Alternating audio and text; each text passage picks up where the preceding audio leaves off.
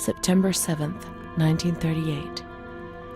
The patient frequently indulges in recriminations expressed in an explosive tone of voice. This morning she threw away the milk, saying it was full of urine, spittle, and all kinds of other filth. Crazed, she hears voices that order her to do things. She says she heard children singing and that they were locked up in a school. January 20th, 1939. Introverted, dazed, cannot focus on anything. When questioned and stimulated, she starts crying and weeping. At other times, she laughs. June 1st. Apathetic. Eats very little. She refuses to be touched. Does not respond. Spends her time in the grounds. The cooks report that she sits on a bench in front of the kitchens. October 14th. Return of impulsive behavior. This morning she asked for 2 eggs to make zabayoni, but when she got them, she threw them up in the air. Excited, clamorous, slightly confused, takes her clothes off. December 8th. Tied to bed for 15 days. High-spirited, tends to make witty comments and use vulgar words, laughs hysterically and pleasures herself. The nurses report that about 2 weeks ago she remained in the showers on her own and didn't want to leave. They said that when they took her away, she swore at them and then lashed out and bit them. 2 nurses had to be treated for their injuries. They've kept her tied to the bed since then. Transferred to the slightly agitated ward, from the care of Dr. B to the care of Dr. C. I was with Amara in the showers. My memories are terrifying. They're not real, are they?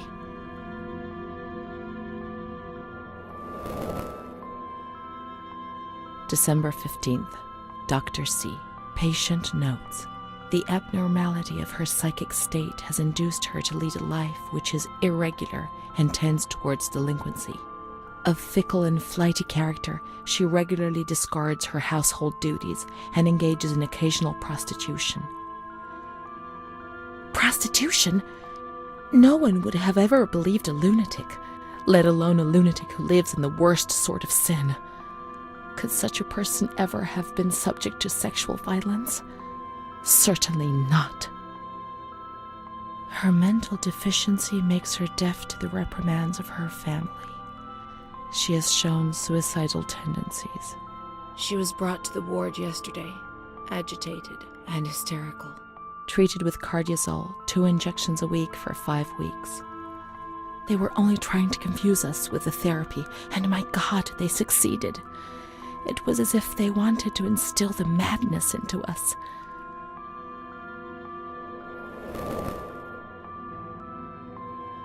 It was torture, but we had no choice. Nobody explained anything. No one tried to help us understand. We were like farm animals.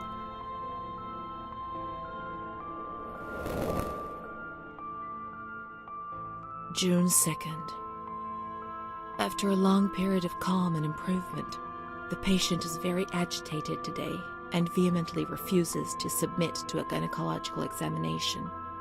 She swears and curses those helping her, flailing her arms and hitting them. According to reports by Dr. B, the patient has been subjected to periodic checkups since she had a spontaneous abortion about 2 years ago in her 3rd month of pregnancy. Conception occurred after she had sexual intercourse with a stranger who sneaked into the hospital grounds. Details are contained in the charges filed at police headquarters in Volterra, a copy of which is attached to these clinical notes. ES therapy. That's how the reality is concealed. It has all been planned very carefully.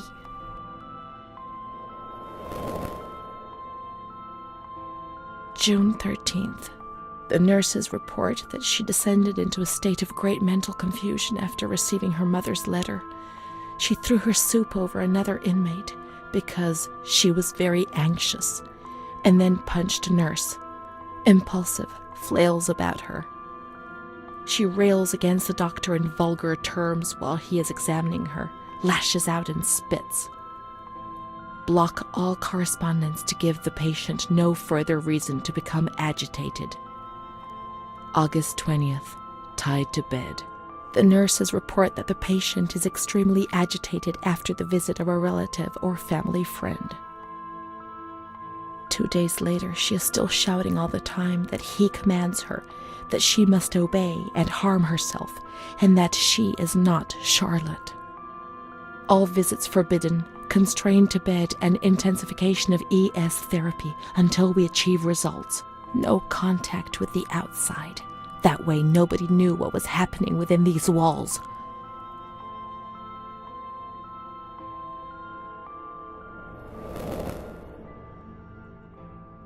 March 3rd. Alert, correct attitude, replies when questioned. The nurses report that the patient is calm, she washes and looks after herself. She affirms the existence of a certain Amara. She says that Amara is a patient who disappeared when she was moved to this ward. No confirmation. Probably a regressive hallucination. Evaluate transfer. Did I imagine Amara? That's not possible. She was there. I know she was there. I feel it. She must have left some traces of her presence.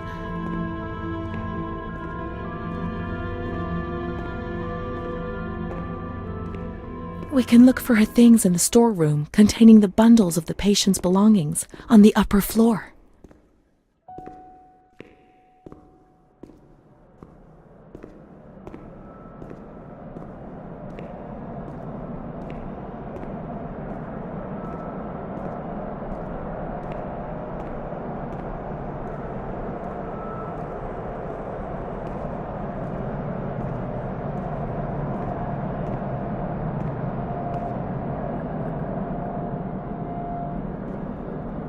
These are Amara's things, I'm certain. Amara, there she is. She existed. She really did exist. There she is, my friend. Here we are together. How could I have imagined for a single moment that she never existed?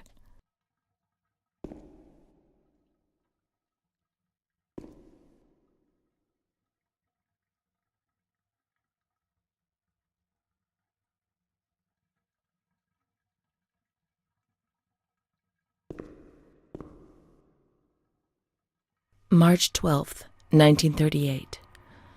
The young girl Renee arrived today. Poor thing, she was terrorized. You see, she remembers the first time we met. I talked to her mother, the dear lady, and she expressed her fears to me, and I promised I'd keep an eye on her daughter. The lady told me her daughter's doll had been taken away, and this worried her, because when she becomes depressed, as she is now, Renee barricades herself in her room and can't communicate. The doll becomes her voice, eyes, and ears. Dr. B said I'll soon get out of here. I'm sorry. I'm so sad to leave Renee. I won't be able to protect her anymore. My poor friend. She was hoping to be able to get out of here, but nobody ever leaves this place. That poor girl is really ill. I am the only one she ever speaks to. I told her I was leaving, and she stared at me, saying that I would never leave. It was quite unnerving, and then she started to cry. I felt like crying too. She didn't say anything else. What worries me is that I'm sure that terrible man is watching her. He was the one who brought her here, and of all the good people, why did it have to be him? She knew. I told her everything. She knew about that man. But I instructed a nurse friend of mine to keep an eye on her, and I'm sure she will, because she's a good woman. Her friend the nurse. I vaguely remember. She worked on this ward.